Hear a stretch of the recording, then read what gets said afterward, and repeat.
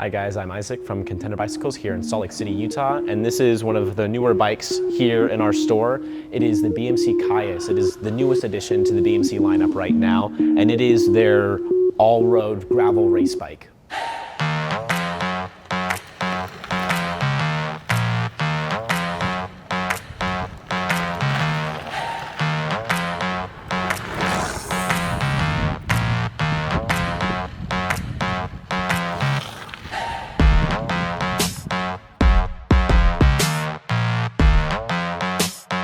So the BMC Kaius itself is a mix between two other bikes in BMC's lineup. They have two other bikes, the URS and the Teammachine. The Teammachine is BMC's road race bike, and the URS is their kind of adventure gravel bike. It is a very, very serious gravel bike.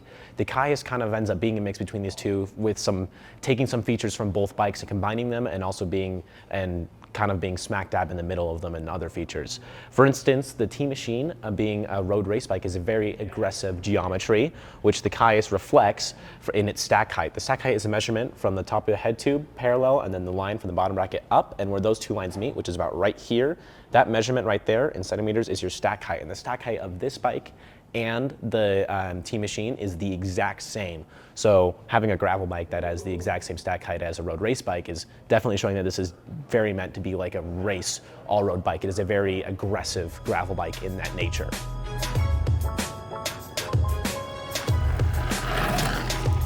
And then the other feature you are looking at, which it shares with the URS, is fork rake. So a fork can be raked out from the head tube this way in either direction, and that rake can kind of determine how a bike will handle. More rake this way will make the bike roll over better over bumps and increase the wheelbase, and that is something it shares with the URS, as the fork's rake is 44 centimeters, the exact same as the URS.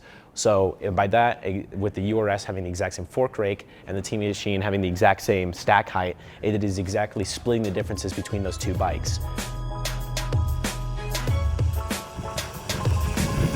So one of the ways you can see that it's kind of the mix of the two bikes is its reach. The reach is the measurement from drawing a parallel line from the head tube and then drawing a line from the bottom bracket up. That line right there where it meets the bottom bracket, this measurement right here is called the reach. This reach, compared to the Teammachine, the road race counterpart of this bike, is 15 millimeters longer. Being a longer bike, it lets you kind of push harder, it stretches you out a little bit, and it also makes it handle better over like faster, rougher terrain. It makes the bike more stable in that circumspect. But it's also 14 millimeters shorter than the URS, because it still wants to be a quicker and more capable handling than the URS, because the URS is more for more aggressive gravel and like a more probably technical gravel, you could say. And so that's kind of fascinating, because being 15 millimeters shorter than the URS but 15 millimeters longer than the Teammachine, it is exactly almost halfway in between those two bikes, showing the true nature of how this is really, really just very, very similar between those two bikes in that circumspect.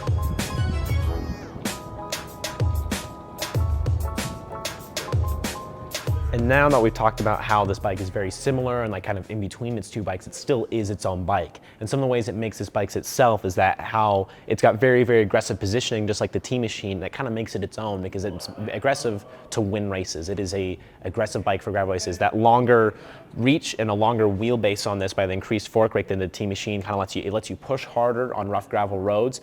And when you feel more comfortable and able to push harder, you can definitely pedal harder, go faster on gravel roads without feeling scared, because going pretty fast on gravel road can make you pretty scared. You don't want to slip out and crash or anything.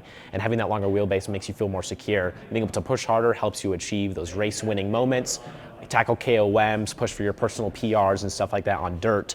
And that is a great thing on the US. But it also still, again, has that shorter wheelbase and a shorter reach than the URS, its gravel counterpart, because it still wants to have that race bike kind of characteristics of being a little bit snappier, a little bit more responsive. So when you have to make those really quick line decisions or those very fast decisions that make or break a race or a PR, you still have the ability to do that. It is very meant to be a very fast bike.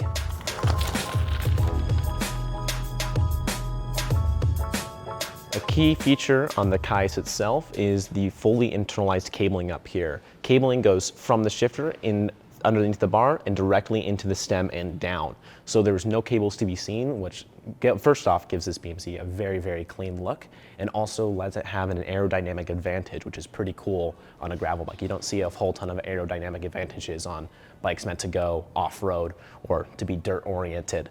The thing about the fully internal cabling on this was I think it's done better than a lot of companies we see internal cabling done, because you can see right here it goes underneath the bar but not through the bar, which means if you wanted to change your bar, you wouldn't have to cut any cables, you wouldn't have to remeasure any cables, you can just kind of take off that bar and put the other one on.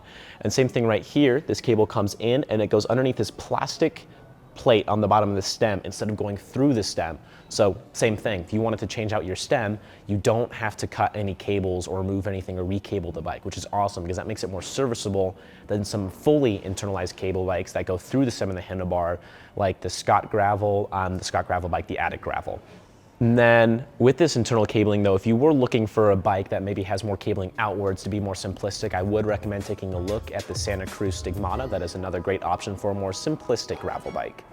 The next feature we are looking at here is right here, which is the fact that this bike right now has come spec'd with a 2x drivetrain, which is kind of a big thing on a gravel bike. Being able the ability to have and run a 2x drivetrain is amazing on a race bike because you really want to be able to find those exact cadences and those exact gear ratios you want to win the race. You don't want to be spinning too high or too low.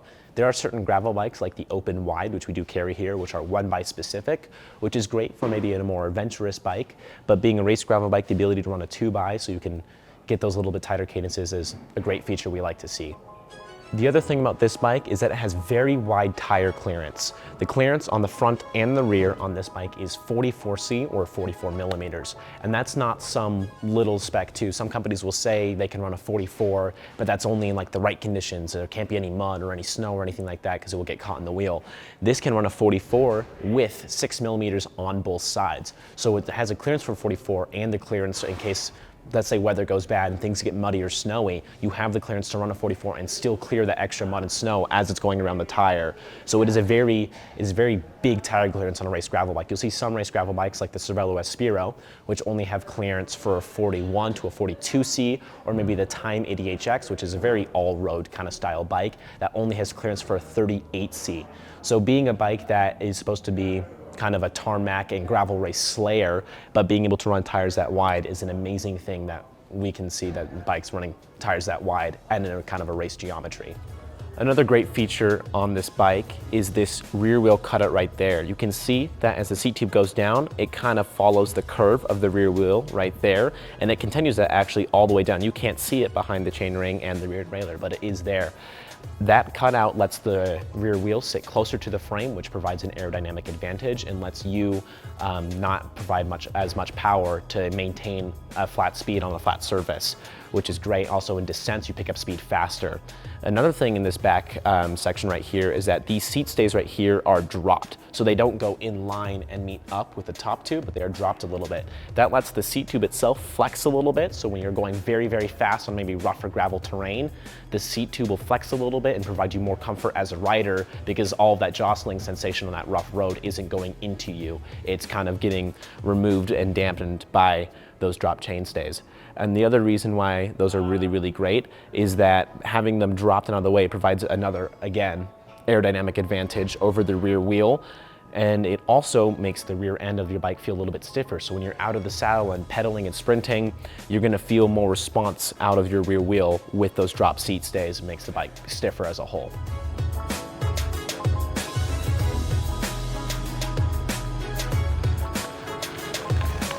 And another feature we really like to see on this BMC Kaius is how light this bike is overall. Being a race-oriented and race gravel bike, weight does matter for some people.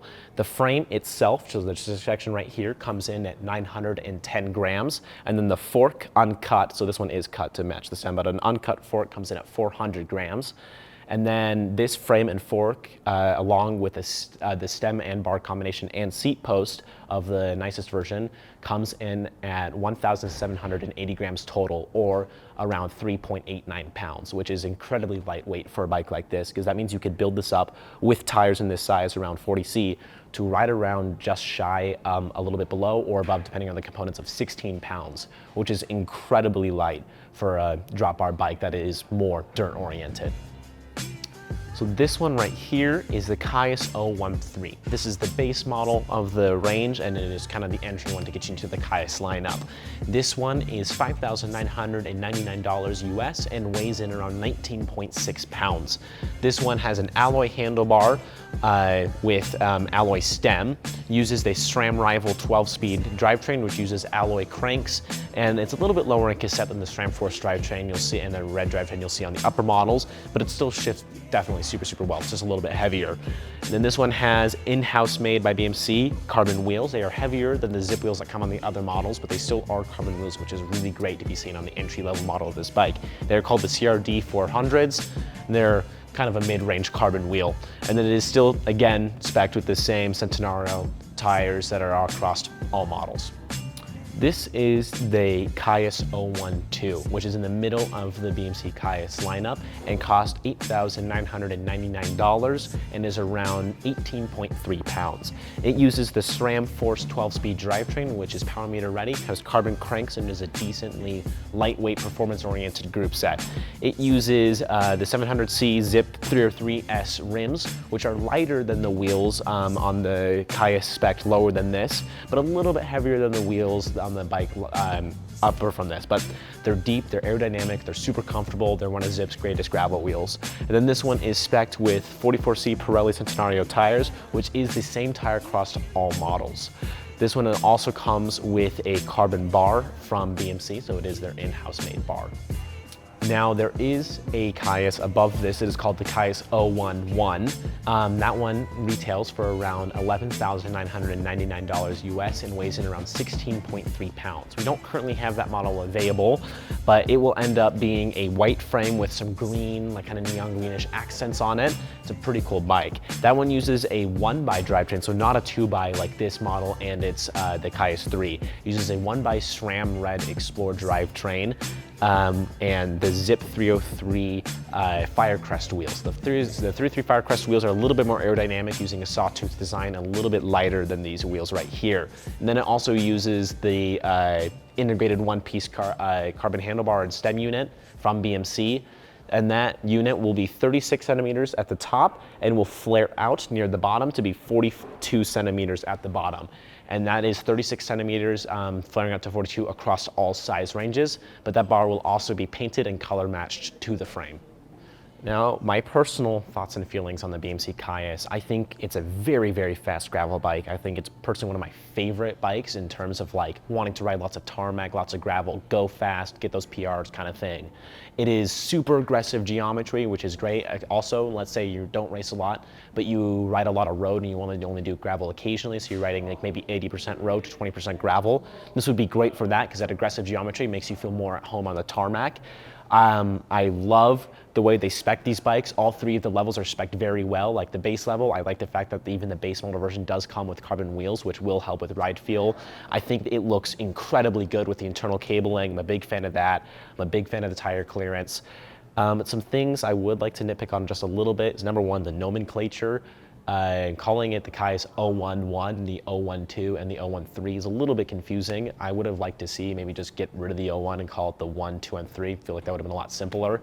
The other thing is with this handlebar up here, on the very top end one, that integrated handlebar, it uses a 36 centimeter wide top that flares out to a 42 centimeter base, as I mentioned before, but that is the same size on all sizes, and 36 centimeters across all sizes is very narrow, and I would have liked them to see maybe size-specific integrated handlebars that grew a little bit with the sizes, so you don't have to be on an extra large and riding some tiny bar.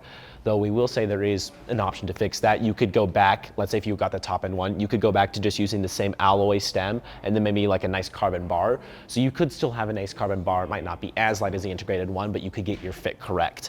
The other thing I would have liked to see is that these chainstays right here are 420 centimeters long, but it is 420 centimeters across all sizes. Most gravel bikes use the same size chainstay length across all sizes, regardless of company. But as this is a very new bike, I would have liked to see BMC maybe be a little bit more progressive and maybe start changing those chainstay lengths a little bit in between size ranges. I think that would have been cool to see on a new bike.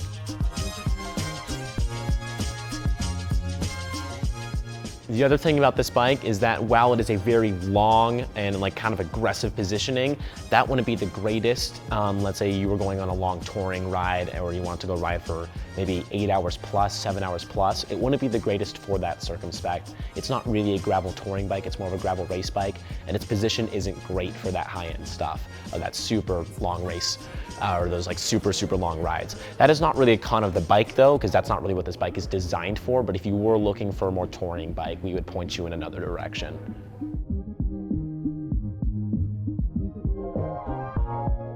If you would like to come take a look at this bike, we do have several size ranges and colors available right now in both of the component lists that I mentioned earlier, the orange one and the blue one. They are all here at our Salt Lake City store, located at 989 East and 900 South here in Salt Lake City, Utah. We also have another Park City store that we could get those up to if you want to take a look at it there, maybe sit on it. If you have any questions, though, feel free to let us know.